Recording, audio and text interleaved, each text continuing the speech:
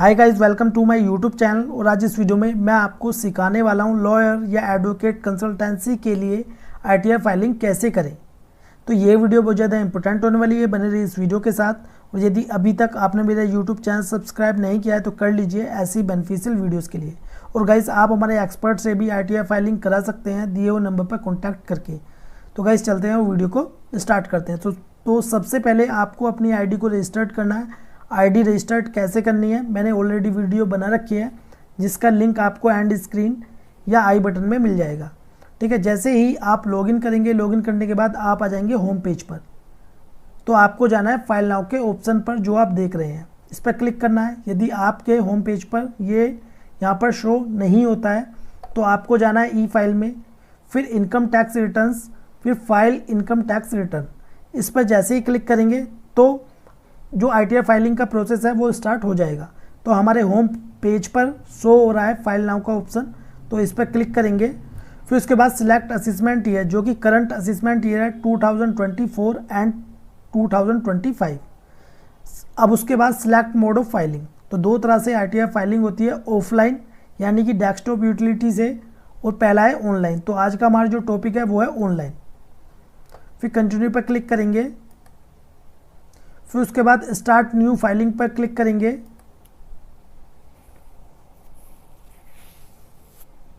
फिर उसके बाद इंडिविजुअल पर ऑटोमेटिक ही सिलेक्ट होकर आ जाएगा। आपके केस में एचयूएफ है तो एचयूएफ आपको सिलेक्ट कर लेना है, अदरवाइज ऑटोमेटिक सिलेक्ट होके आ जाएगा। फिर उसके बाद कंटिन्यू पर क्लिक करेंगे। फिर उसके बाद I know which ITR form I need to file. तो यहाँ पर हमें आईटीआर फॉर्म को सिलेक्ट करना है। यदि आपकी इनकम सिर्फ लॉयर कंसल्टेंसी या एडवोकेट कंसल्टेंसी से है तो आपको सिलेक्ट करना है आईटीआर 4, क्योंकि आज इस वीडियो में मैं आपको सिखाऊंगा 44ADA जो सेक्शन है उसमें आईटीआर फाइलिंग करना। तो इसको हम सिलेक्ट करेंगे। सिलेक्ट करने के बाद प्रोसीड विद आईटीआर 4 पर क्लिक करेंगे। फिर उसके बाद लेट्स गेट स्टार्टेड पर क्लिक करेंगे। फिर उसके बाद आपके सामने 3 ऑप्शन शो हो रहे हैं, इनमें से एक को टिक मार्क करना है। पहला ऑप्शन है taxable income is more than basic exemption limit, यानी कि यदि आपकी इनकम बेसिक एग्जेम्पशन लिमिट से अधिक है तो आपको इस पर टिक मार्क करना है।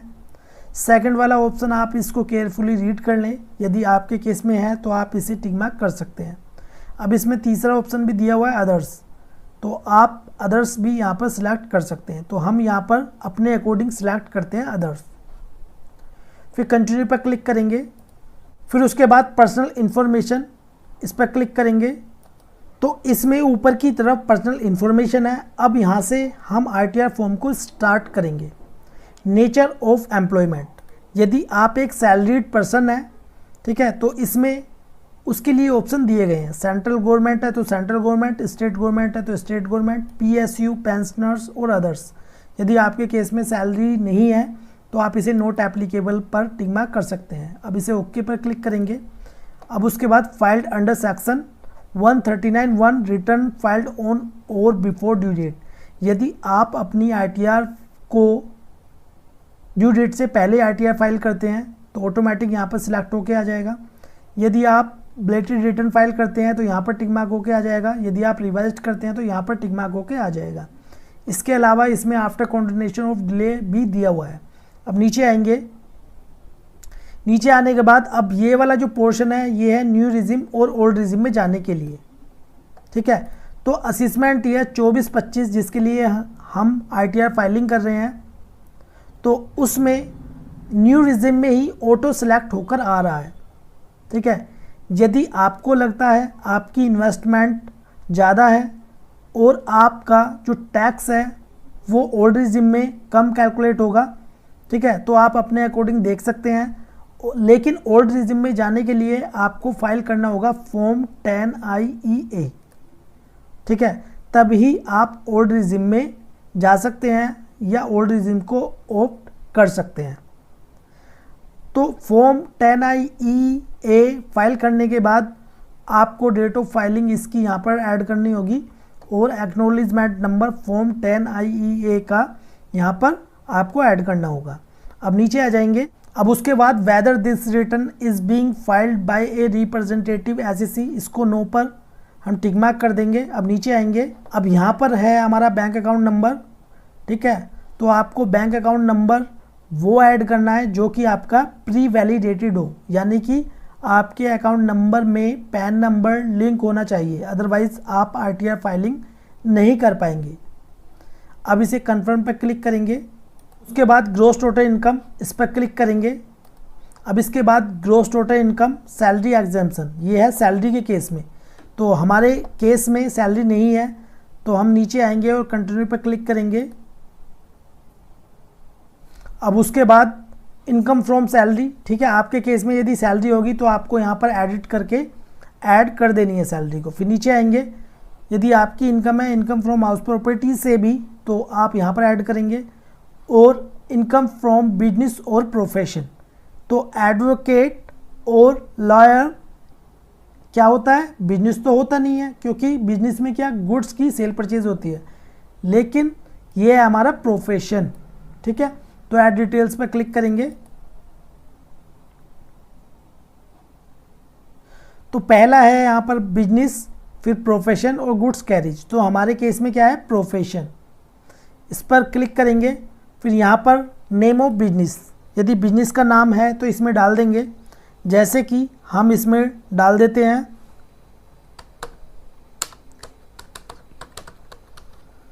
ठीक है, हमने डाल दिया बिजनेस नेम। फिर बिजनेस कोड, अब देखिए बिजनेस कोड को यहाँ पर हमें समझना है, ठीक है।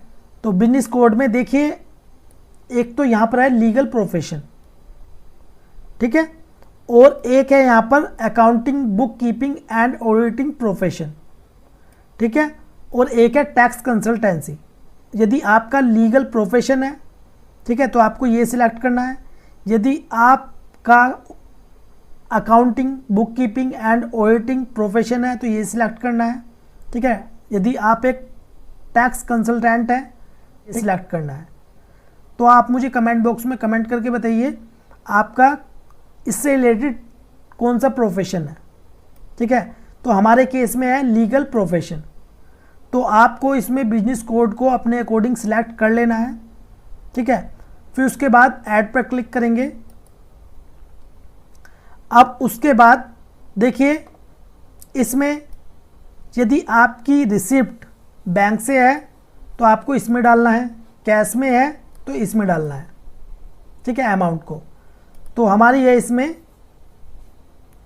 10 लाख रुपए रिसिप्ट, ठीक है, और यहाँ पर हम डाल देते हैं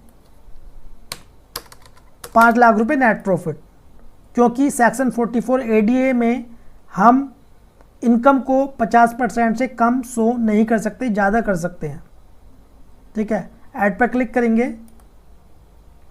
फिर नीचे आएंगे, नीचे आने के बाद income from other sources case में अभी फिलहाल नहीं है तो हम इसे कन्फर्म पर क्लिक कर देंगे। फिर उसके बाद डिस्क्लोजर एंड एग्जाम्प्ट इनकम, इस पर क्लिक करेंगे। फिर उसके बाद देखिए इसमें financial particulars of the business, add details पर क्लिक करेंगे। अब देखिए इसमें जो लायबिलिटीज़ और एसेट्स होती हैं वो इसमें ऐड करना है, जैसे कि आप देख रहे होंगे partner member own capital, secured loan, unsecured loan, advances, sundry creditors, other liability और टोटल अदर लायबिलिटी यहाँ पर आ गई। ऐसी fixed assets, inventories, sundry debtors, balance with bank, cash in hand, loan and advances, other assets और total assets यहाँ पर आ गई हैं। देखिए यदि आप बुक्स मेंटेन करते हैं या कराते हैं तो आपकी कितनी लायबिलिटी है और कितनी एसेट्स है वो अपने अकॉर्डिंग इसमें ऐड कर लेना है। तो मैं इसमें अपने अकॉर्डिंग ऐड कर देता हूँ, आपको अपने अकॉर्डिंग ऐड करनी है, ठीक है। फिर इसके बाद information regarding turnover gross receipt reported for GST, add details पर क्लिक करेंगे। देखिए ये वाला जो ऑप्शन है ये है जिसके पास जीएसटी रजिस्ट्रेशन है, ठीक है। तो जीएसटी रजिस्ट्रेशन है तो यहाँ पर ऐड कर देना है, और जीएसटी के अकॉर्डिंग कितनी रिसिप्ट है, ठीक है, जीएसटी में कितनी रिसिप्ट शो की गई हैं वो यहाँ पर ऐड करनी है, ठीक है। हमारे केस में नहीं है तो हम इसे कैंसिल पर क्लिक कर देंगे। अब कंफर्म पर क्लिक करेंगे। फिर उसके बाद टोटल डिडक्शन, इस पर क्लिक करेंगे। फिर उसके बाद कंटिन्यू पर क्लिक करेंगे, फिर नीचे आएंगे कन्फर्म पर क्लिक करेंगे, फिर उसके बाद टैक्स पेड इस पर क्लिक करेंगे। तो देखिए पहला है इसमें details of tax deducted at source on salary income, यदि आपका TDS कटा है सैलरी इनकम पर तो यहाँ पर शो होगा। सेकंड वाले में सैलरी को छोड़कर यदि आपका कहीं भी TDS कटा है, जैसे मान लीजिए आपका कंसल्टेंसी पर TDS कट हुआ है, ठीक है, डिडक्ट हुआ है, तो यहाँ पर शो होगा, ठीक है, यहाँ पर। फिर नीचे आएंगे, यदि आपका कोई TCS कट हुआ है तो यहाँ पर शो होगा। यदि आपने कोई advance tax self assessment tax की पेमेंट की है तो यहाँ पर शो होगी, ठीक है। हमारे केस में नहीं है, हम इसे कंफर्म पर क्लिक कर देंगे। फिर उसके बाद टोटल टैक्स लायबिलिटी इस पर क्लिक करेंगे। फिर ये आ गई यहाँ पर हमारी computation of income. Gross total income कितनी है? 5 लाख रुपए, यही हमारी टैक्सेबल इनकम होगी। अब यहाँ पर tax payable on total income कितना है? 10,000 रुपये, जो कि एडजस्ट हो गया रिबेट अंडर सेक्शन 87A में, ठीक है। तो हमारा कोई भी टैक्स यहाँ पर नहीं बना है। कन्फर्म पर क्लिक कर देंगे। अब उसके बाद प्रोसीड पर क्लिक करेंगे। तो फिर दोबारा से यहाँ पर ग्रॉस टोटल इनकम शो हो गई है। नीचे आएंगे, नीचे आने के बाद प्रीव्यू रिटर्न पर क्लिक करेंगे। फिर इसमें ऊपर की तरफ टिक मार्क करेंगे और प्रोसीड टू प्रीव्यू पर क्लिक करेंगे। फिर उसके बाद ये हमारा ITR फॉर्म, इसको केयरफुली रीड कर लें। रीड करने के बाद लास्ट में आएंगे और प्रोसीड टू वैलिडेशन पर क्लिक करेंगे। तो जैसे कि आप देख सकते हैं वैलिडेशन सक्सेसफुल यहाँ पर आ चुका है। अब प्रोसीड टू वेरिफिकेशन पर क्लिक करेंगे। तो यहाँ पर 3 ऑप्शन शो हो रहे हैं। पहला है E-वेरीफाई नाउ, यानी कि आप अपनी ITR को आधार OTP, pre validated bank account, demat account से अपनी ITR को E-वेरीफाइड कर सकते हैं। दूसरा ऑप्शन है E-वेरीफाई लेटर, यानी कि अब आप अपनी ITR को सबमिट तो कर सकते हैं, लेकिन 30 दिन के अंदर आपको अपनी ITR को E-वेरीफाई कराना होगा। यदि आप अपनी ITR को E-वेरीफाइड नहीं करते हैं तो इसका मतलब है आपने अपनी ITR को फाइलिंग नहीं किया है, क्योंकि आपकी ITR पर शो हो जाएगा ITR इनवैलिड। फिर उसके बाद है E-वेरीफाई वाइल ITR V, यानी कि आप अपनी ITR को सबमिट तो कर सकते हैं, लेकिन आपको अपनी एक्नॉलेजमेंट पर साइन करके स्पीड पोस्ट से इनकम टैक्स डिपार्टमेंट में भेजना होगा, ठीक है। तो सबसे आसान और अच्छा जो इसमें तरीका है वो है E-वेरीफाई नाउ। इस पर टिक मार्क करेंगे, फिर कंटिन्यू पर क्लिक करेंगे। फिर उसके बाद पहला है आधार OTP से, यानी कि जो आपके आधार में मोबाइल नंबर रजिस्टर्ड होगा उस पर OTP आएगा। फिर इसमें दूसरा है डिजिटल सिग्नेचर सर्टिफिकेट, फिर net banking, bank account, demat account, ठीक है। तो सबसे अच्छा और आसान इसमें ऑप्शन है आधार OTP से। तो कंटिन्यू पर क्लिक करेंगे, फिर आई एग्री पर टिक मार्क करेंगे, फिर जनरेट आधार OTP। तो जैसे ही जनरेट आधार OTP पर क्लिक करेंगे, क्लिक करने के बाद आपके जो आधार में मोबाइल नंबर रजिस्टर्ड होगा उस पर OTP जाएगा और वो OTP आपको डाल देना है यहाँ पर और सबमिट कर देना है, तो आपकी ITR फाइलिंग हो जाएगी। तो गाइस ऐसे ही आपको अपनी ITR फाइलिंग करनी है यदि आप एक लॉयर या एडवोकेट कंसल्टेंसी देते हैं, ठीक है। तो ये वीडियो आपको कैसी लगी प्लीज़ कमेंट बॉक्स में जो बताएं। वीडियो आपको अच्छी लगी हो तो प्लीज़ लाइक कर दें और इस वीडियो को शेयर करें अपने फ्रेंड्स के साथ। और यदि आप हमारे एक्सपर्ट से अपनी ITR फाइलिंग कराना चाहते हैं, वो भी मिनिमम चार्जेस पर, तो आप कॉन्टैक्ट कर सकते हैं।